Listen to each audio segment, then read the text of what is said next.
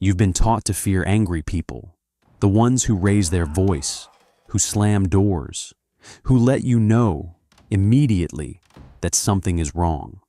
But what if the most dangerous anger isn't the kind you can see? What if it's yours?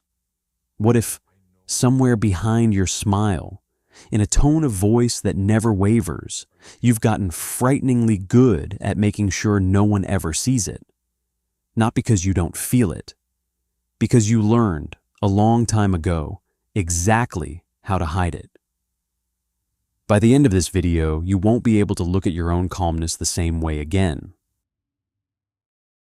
What if you're not as calm as you think you are? What if right now you're smiling through a conversation that's quietly infuriating you, nodding at a decision you disagree with, saying, "It's fine," when it isn't?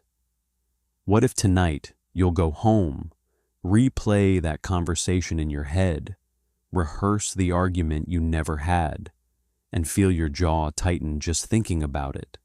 You're not calm, you're containing. And what if the reason no one around you has ever noticed is because containing is exactly what you've trained yourself to be good at? Here's the question.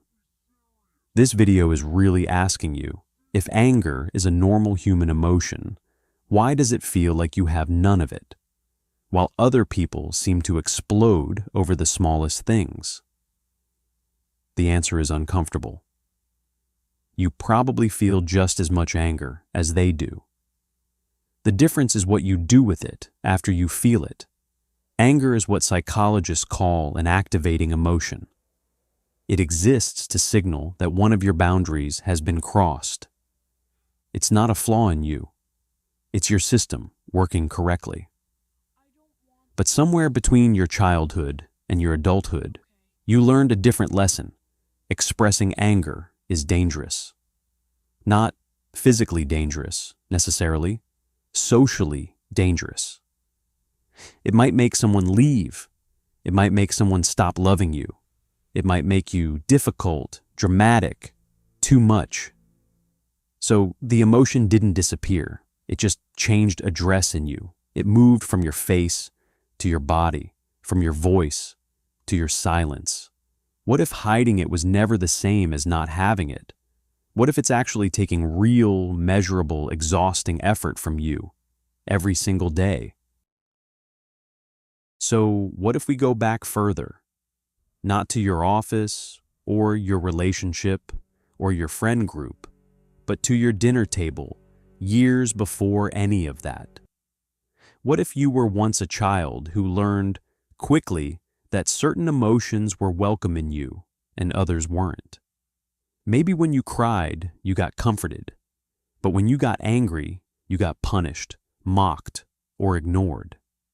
What if you adapted, not consciously, almost like a survival instinct, and learned, if I want to stay safe, stay loved, stay included, I need to manage how I make other people feel? There's a name for this. It's called fawning, a lesser-known cousin of fight, flight, and freeze. Instead of confronting a threat or running from it, you learn to appease it, to keep the peace at any cost, including the cost of your own feelings. What if that's exactly how you became the adult who apologizes for things that aren't your fault? Who says, "I'm fine" on reflex? Who built, brick by brick, a personality specifically engineered to never inconvenience anyone? From the outside, this looks like kindness. From the inside, it might feel like disappearing. What if all of that suppression hasn't just disappeared inside you? What if it's been costing you in places you wouldn't expect?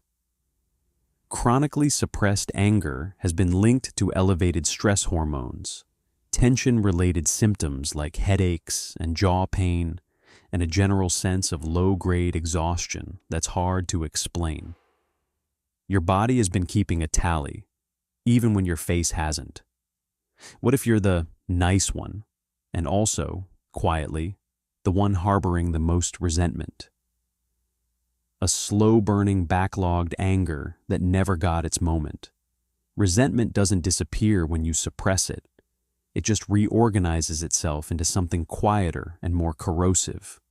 Passive aggressiveness, emotional withdrawal, a sudden and confusing blow-up over something that seems tiny.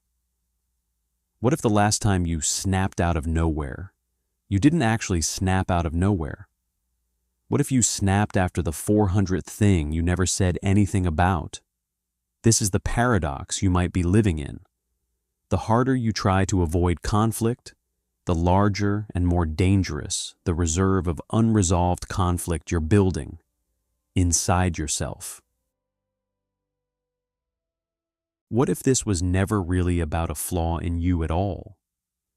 What if the people around you have been rewarding this behavior the entire time? Think about the language used around you. You get called difficult when you raise a concern directly. You get called easy when you don't. Depending on who you are, you may have been socialized even more intensely toward this, taught from an early age that your anger, especially visible anger, would be seen as unattractive, unprofessional, or simply too much. What if your mask wasn't built in just one household, but reinforced everywhere you've been since at work, in friendships, in dating, on social media, where good vibes only has become something you feel pressured to perform? What if you were one of a huge number of people performing a calmness you don't feel, getting praised for it, and quietly wondering why you feel so tired all the time? So, if suppressing your anger is costly and exploding is destructive, what's actually left for you? Here's the part you were probably never taught. Anger itself isn't your problem. Unexpressed anger is. What if healthy anger looks almost boring compared to what you imagine? What if it just sounds like you saying, "That actually upset me and I want to talk about it"? Not loud, not dramatic, just honest, said close to the moment it happens to you, instead of stored, rehearsed, and reorganized into something else 6 months later. What if the goal was never for you to become someone who's never upset, but to become someone who can say they're upset without it costing you your sense of safety, likability, or identity? This is a skill, not a personality trait, which means you can learn it at any age, starting in small, low-stakes moments, long before you'll need it in a high-stakes one. So, what are you thinking about right now? Is it the last time you said, "It's fine," through clenched teeth? The last disagreement you rehearsed in the shower instead of having out loud? The compliment people give you, "You're so easygoing," that secretly makes something in you flinch? That flinch is worth paying attention to, not because your niceness is fake. Real kindness exists in you, and it's not the same thing as this. What if the difference is simpler than it seems? Kindness is a choice you make. Suppression is a habit you built out of fear. One comes from your abundance. The other comes from a very old, very quiet belief you picked up, that your anger is a liability. So the next time someone tells you that you never get angry, pause for a second before you let it feel like a compliment. Ask yourself what they're actually seeing: a person at peace, or a person still, carefully, quietly, performing peace. Because somewhere along the way, you learned that was the only version of you allowed in the room. Your calm face isn't always evidence of a calm mind. What if it's just the most practiced one? If this made you think of someone in your life, or if it made you think of yourself, that's exactly the point. Understanding the mask is the first step to putting it down. Subscribe for more breakdowns of the psychology hiding in plain sight, in the people around you, and in you.